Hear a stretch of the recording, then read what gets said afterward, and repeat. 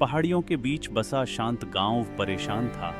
गांव की जीवन रेखा नदी सूखने लगी थी, जिससे फसलें मुरझा गईं और लोग चिंतित हो गए। दो युवा दोस्त मीना और आरिफ मानते थे कि नदी के सूखने के पीछे कोई और कारण है।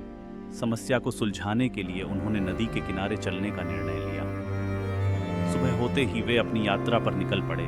नदी का पीछा करते हुए रहस्यमयी जंगल की ओर बढ़े, यह जानने के लिए कि असली समस्या क्या है।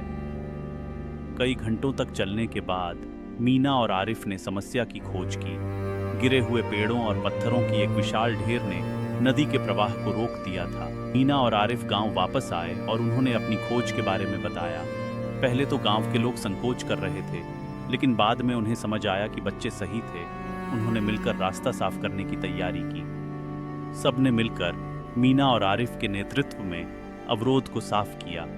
यह कठिन काम था, लेकिन धीरे धीरे नदी फिर से स्वतंत्र रूप से बहने लगी। अंततः नदी मलबे से बाहर निकल आई और तेजी से गांव की ओर बहने लगी। लोग खुशी से चिल्लाने लगे, क्योंकि उनकी फसलें पानी पी रही थीं और गांव में फिर से जीवन लौट आया। उस दिन के बाद गांव के लोग मीना और आरिफ की प्रशंसा करने लगे, यह याद करते हुए कि उनकी जिज्ञासा और बहादुरी ने